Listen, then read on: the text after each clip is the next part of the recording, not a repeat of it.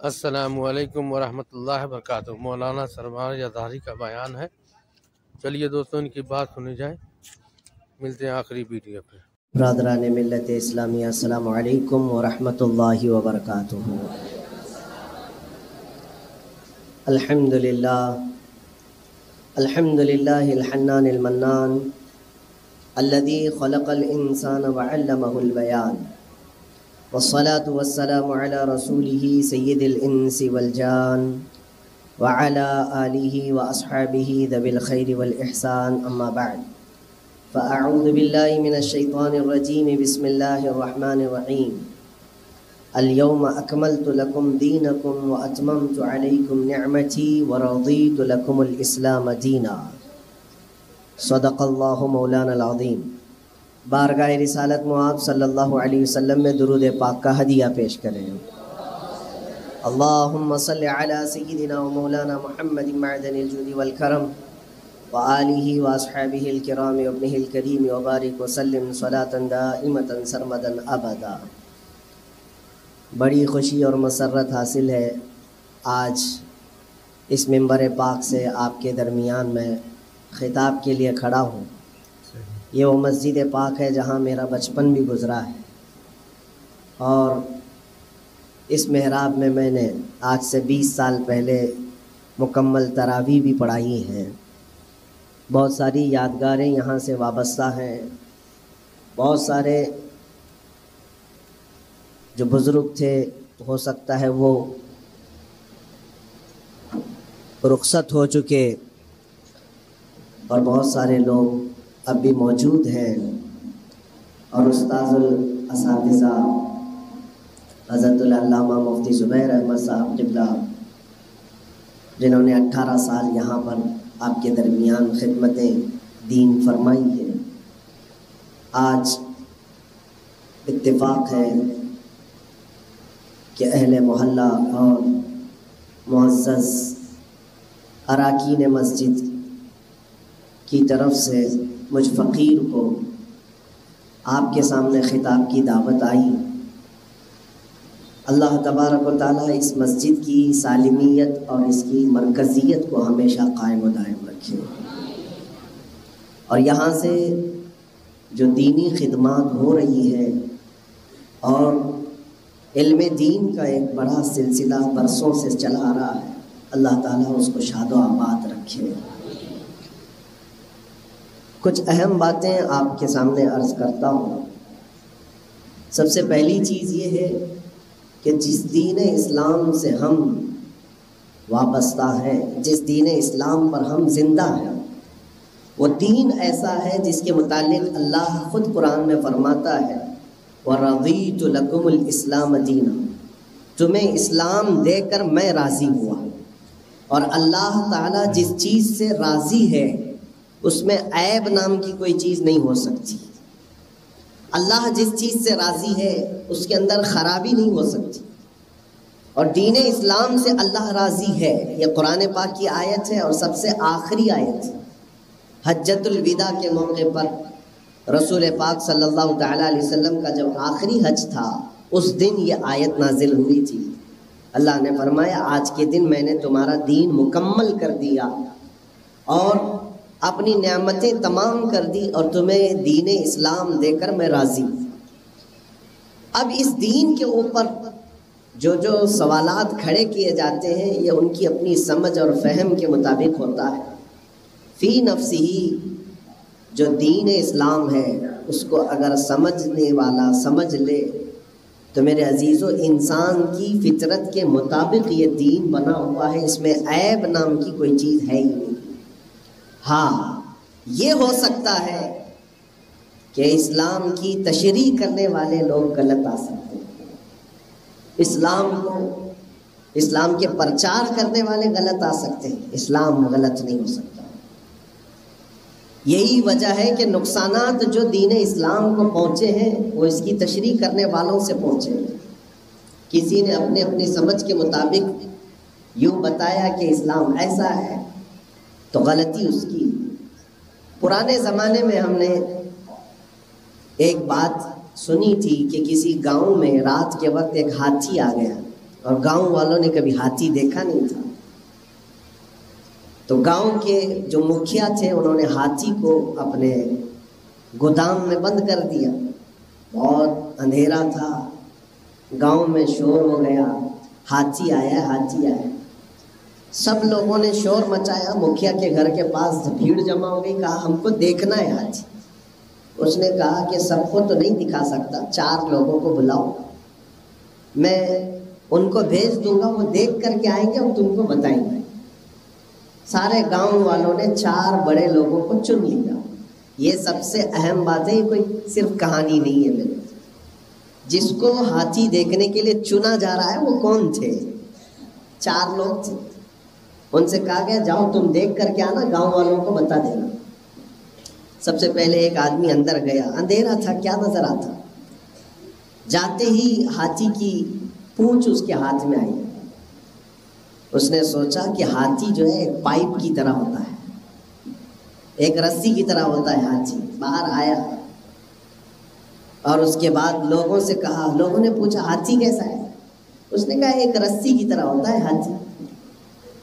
دوسرا شخص اندر گیا، اس کے ہاتھ میں سیدھے ہاتھی کے پیر آ گئے. وہ ہاتھی کے پیر کو ادھر ادھر سے ناپا اور اندھیرے میں دیکھ کر باہر آیا اور کہا. لوگوں نے پوچھا کیسا ہے ہاتھی؟ کہا وہ پہلا والا جھوٹ بول رہا ہے، رسی کی طرح نہیں ہوتا، ایک پلر کی طرح ہوتا ہے ہاتھی. ایک گھر کا جو بڑا پلر ہوتا ہے عمارت کا، ویسا ہوتا ہے ہاتھی. تیسرا گیا، اس کے ہاتھ میں تو پیٹ آ گیا. اس نے آ کر کے کہا ہاتھی ایک ڈھول کی طرح ہوتا ہے. چوتھا گیا، اس کو سونڈ نظر آئی. اس نے کہا نہیں، ایک تو ہاتھی ایک موٹے پائپ کی طرح ہوتا ہے. چاروں کا اختلاف ہے، دیکھا ایک ہی ہاتھی کو ہے. مسئلہ یہ ہے کہ جو اندھیرا ان کے بیچ میں ہے، اس لیے صحیح معنوں میں ان چاروں نے ہاتھی کو دیکھا ہی نہیں. اور انہوں نے آ کر کے جو بیان کیا لوگوں کو ماننا تھا. یہاں آ کر کے میرے عزیزو ایک بہت عظیم بات میں آپ کے سامنے کرنے جا رہا ہوں. جنہوں نے اسلام کو پڑھا ہی نہیں، دور سے صرف چھو لیا اور باہر آ کر کے بتایا اسلام ایسا ہے، تو لوگوں نے اندھا دھند ان کی پیروی کی اور گمراہ ہو گئے. اسی لیے اللہ کے نبی صلی اللہ علیہ وسلم ارشاد فرماتے ہیں قیامت کے قریب تم دیکھو گے کہ لوگ جاہلوں کو اپنا سردار بنا لیں گے اور وہ بغیر علم کے فتویٰ دیں گے اور خود بھی گمراہ ہوں گے اور دوسروں کو بھی گمراہ کریں گے. جن کو اسلام کی تشریح آتی نہیں، ان کے ذریعے سے اگر اسلام کو دیکھا جائے گا تو انسانوں کا، مسلمانوں کو گمراہ ہونا ضروری ہو جاتا ہے. اسی لیے سب سے پہلی چیز یہ ہے کہ علم کی روشنی اس کے پاس ہو، کما حق ہو، وہ اسلام کو سمجھا ہوا ہو. اور جب وہ تشریح کرتا ہے تو اسلام کی صحیح معنوں میں وہ تصویر لوگوں کے سامنے پیش کر سکتا ہے. ورنہ ہوتا یہ ہے، ایک بادشاہ آیا اور اس نے ایک مسلمان کو بلایا اور کہا کہ قرآن میں تو یہ ہے فَاقْتُلُوا الْمُشْرِكِينَ حَيْثُ وَجَدتُّمُوهُمْ، مشرکین کو جہاں پاؤ قتل کر دو. تو کیا یہ حکم صحیح ہے قرآن میں؟ وہ سیدھا سادہ مسلمان تھا، تھوڑا بہت پڑھا لکھا ہوگا، نیم ملا ہوگا. اس نے کہہ دیا ہاں یہ بالکل پکا حکم ہے، جہاں پاؤ قتل کرو. تو بادشاہ نے کہا تم کیا قتل کرو گے؟ میں کرتا ہوں. اس کو بھی مارا اور جہاں جہاں مسلمان ملتے تھے قتل کرتا چلا گیا. بادشاہ مشرک تھا. اس نے کہا جب ہمارے قتل کی بات آئی ہے تو ہم پہلے کرتے ہیں، ہمارے پاس پاور ہے، ہمارے پاس طاقت ہے. دن بھر میں اس نے ہزاروں لوگوں کو قتل کر ڈالا اور یہ سلسلہ چلتا رہا چلتا رہا. جو جید علماء تھے ان کے پاس یہ بات پہنچی کہ یہ بادشاہ کو ہو کیا گیا ہے. تو ایک جماعت علماء عالم البلد جن کو کہا جائے، شہر کے سب سے بہترین کامل علماء تھے، وہ آئے، کہا کہ ہمیں بادشاہ سے ملنا ہے. بادشاہ نے کہا کہ کیا بات ہے، کس بات پر آپ ملنا چاہتے ہیں؟ انہوں نے کہا کہ آپ کس بنیاد پر سارے لوگوں کا قتل کر رہے ہیں؟ کہا آپ کے خود کتاب میں، قرآن میں یہ کہا گیا مشرکین کو جہاں پاؤ قتل کرو. تو یہ حکم اگر ہے تو ہم سب قتل کیے جائیں گے. اس لیے میں چاہتا ہوں کہ پہلے ہی میں تم لوگوں کا صفایا کر دوں. اس عالم دین نے کہا یہ کس نے آپ کو اس طرح کی تشریح کی؟ کس نے بتایا اس طرح کہ جہاں پاؤ قتل کرو؟ قرآن کا یہ جو حکم آیا ہے کس سندرب میں ہے، کس پس منظر میں ہے؟ آپ کو ہم بتائیں یہ حالت جنگ کے معاملات، جنگ جب دو لوگوں کے درمیان چل رہی ہے تو جنگ کے حالات میں تو دو فوجیوں کو آمنے سامنے ہوتے ہیں تو بہت سارے آرڈر دیے جاتے ہیں.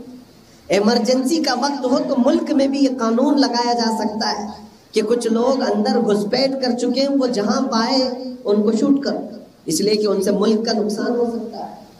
یہ حکم خاص وقت کے لیے ہے، نہ یہ کہ ہر دن اور ہر وقت کے لیے. قرآن کا یہ حکم اس طرح عام نہیں ہے جس طرح سے آپ کو پہلے والے آدمی نے بتا دیا. اسلام کی اس نے غلط تشریح کی آپ کے سامنے. ایک آدمی کی غلط تشریح کی وجہ سے ہزاروں لوگوں کا بادشاہ نے قتل کر ڈالا. پھر بادشاہ کو جب یہ احساس ہوا کہ نہیں اسلام اس طرح کا حکم نہیں دیتا، یہ تو صحیح تشریح کر رہے ہیں. حالت جنگ کے معاملات الگ ہوتے ہیں، حالت امن کے معاملات الگ ہوتے ہیں. اس لیے میرے عزیزوں یہ سب معاملات کہاں سے بگاڑ میں آتے ہیں؟ سب سے پہلی چیز یہ ہے کہ اسلام کی تشریح اگر کوئی بندہ غلط طریقے سے کرتا ہے تو پھر بہت بڑا نقصان پہنچتا ہے. آج پوری دنیا اس پروپیگنڈے کو پھیلانا چاہتی ہے کہ اسلام ایسا ہے، اسلام ویسا ہے. اس کی بیسک وجہ یہ ہے کہ اسلام کی تشریح کرنے والوں نے اگر غلط طریقے سے تشریح کیا ہے. اسلام میں تشدد نام کی کوئی چیز نہیں ہے. دو چیزیں میں آپ کو بتاتا ہوں، تشدد اور تسلط. تشدد کیا ہے اور تسلط کیا ہے؟ مثال کے طور پر نماز فرض ہے، نماز فرض ہے، آپ دوسرے کو پڑھانے کے لیے ڈنڈا لے کر کے پیچھے لگے ہوئے ہیں، یا پھر کسی کو کوئی حکم کا پابند بنانے کے لیے آپ دوسروں پر سختی کرتے ہیں، یہ تشدد ہے. اور اپنے آپ پر سختی کرتے ہیں، اپنے نفس پر سختی کرتے ہیں، یہ تسلط ہے. اور تسلط اچھی چیز ہے، تشدد اچھی چیز نہیں. ہاں تشدد کہاں کرنے کا حکم ہے؟ جو حکام ہیں جن کے ہاتھ میں پاور دیا گیا ہے کہ آپ امپلیمنٹ کرو قانون کا، تو وہ تشدد کر سکتے ہیں. جیسے پولیس ڈپارٹمنٹ میں اگر وہ سختی نہ کرے تو کوئی قانون پر عمل کرے گا ہی نہیں. ان کو اجازت ہے، جو حاکم ہوگا، حکام ہوگا، جن کے پاس شعبے چلانے کا نظام ہوگا، ان کو حکم ہے کہ دوسروں پر سختی کرے. لیکن ہر بندے پر یہ حکم نہیں ہے کہ تو دوسروں کو عمل کرانے کے لیے سختی کرے. آپ سختی نہ کریں. ہاں آپ تبلیغ کر سکتے ہیں، تشدد نہیں. کوئی ٹوپی کے بغیر آیا ہے، آپ اس کو سمجھائیں یہ طریقہ مستحب طریقہ کیا ہے. کوئی بغیر داڑھی کا ہے، آپ اس کو تبلیغ فرمائیں کہ سنت رسول یہ ہے. لیکن اگر آپ اس پر سختی کرتے چلے جائیں تو اللہ نے آپ کو اس کا مکلف نہیں بنایا ہے، اللہ نے آپ کو اس کا حکم نہیں دیا ہے. ہاں جو حکام اسلام ہوں گے، جہاں اسلامی حکومت ہوگی، وہ سختی کر کے کوئی چیز کا حکم نافذ کرا سکتے ہیں. لیکن آج یہی سے جو بگاڑ پیدا ہوا ہے، تشدد کرنا. اور یہی تشدد کی یہ جو آج اصطلاح چل رہی ہے، اسی میں کئی جماعتیں پیدا ہوئی دنیا میں. خاص طور پر بدنام زمانہ جو جماعت پیدا ہوئی ISIS نام سے، اس کا نظام ہی یہ تھا تشدد کرنا. ان کے متعلق اگر معلوم کیا جائے تو یہ ہے کہ وہ سختی سے کسی چیز کو نافذ کرنا چاہتے ہیں، سختی سے کنٹرولنگ حاصل کرنا. اور اس سختی کے معاملات میں انہوں نے جو کیا ہے، اللہ کی پناہ. عراق میں، شام میں جا کر کے دیکھیں حالات. انہوں نے تو لڑکیوں کو گرفتار کر کے بازاروں میں بیچا بھی ہے، ان کو باندیاں بنا کر کے. کتنے 12 سال کی لڑکیاں، 14 سال کی لڑکیاں. اور پھر اگر وہ یہ دعویٰ کرتے ہیں کہ خلافت نافذ کی جائے گی، کہاں خلافت اور کہاں تمہارے اعمال. یہ تشدد کے ذریعے سے اسلام کے چہرے کو بگاڑنے کی کوشش ہے. جب کبھی اسلام کی تشریح غلط لوگوں کے ذریعے سے ہوگی تو اسلام کو اس کا نقصان اٹھانا پڑتا ہے. یہ جو آج معاملات دہشت گردانہ حملوں کے ہم اپنے ملک میں بھی دیکھ رہے ہیں اور دوسری جگہوں پر بھی دیکھ رہے ہیں. مسلمان بن کر کے اگر کوئی اس طرح کے حالات کرتا ہے تو وہ اسلام کے اوپر تھپا لگاتا ہے. اسلام نے اس چیز کا آرڈر دیا ہے کبھی تمہیں؟ اسلام نے تمہیں حکم دیا ہے کہ اٹھاؤ تلوار اور جہاں پاؤ مارو؟ اللہ تبارک و تعالیٰ کے اس کلام پاک کو بغیر پڑھا ہوا آدمی جب اسلام کی تشریح کرنے آتا ہے تب اس طرح کا نظام درہم برہم ہو جاتا ہے۔ مجھے ایک بات یاد آتی ہے، ایک عراق کا رہنے والا عیسائی پادری پوپ ہے، اپنی 2 بیٹیوں کے ساتھ وہ کار میں سفر کر رہا ہے۔ اس وقت حالات بہت کشیدہ تھے جب یہ داعش جو کٹر پنتھی جماعت ہے اس کے نوجوان جگہ جگہ بندوقیں تانے ہوئے سڑکوں پر کھڑے رہتے تھے، کسی کو بھی شوٹ کر دیتے تھے۔ وہ عیسائی پادری اپنی 2 بیٹیوں کے ساتھ سفر کر رہا تھا، بیچ میں اس کو روک لیا گیا۔ 2 نوجوان آئے، اسلامی وضاقتہ تو دکھتی ہے، داڑھی ہے، ٹوپی ہے، بندوق تانے ہوئے ہیں، آ کر کے سیدھے انہوں نے اتارا اور کہا کیا نام ہے تمہارا؟ اس نے کہا عبداللہ نام ہے۔ عیسائی نے کہا میرا نام عبداللہ ہے۔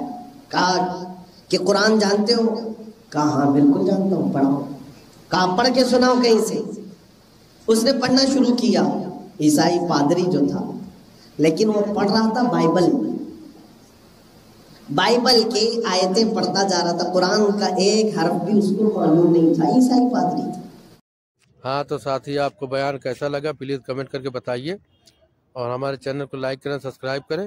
ملتے ہیں پھر کسی دوسری ویڈیو میں، تب تک کے لیے اللہ حافظ، السلام علیکم ورحمۃ اللہ۔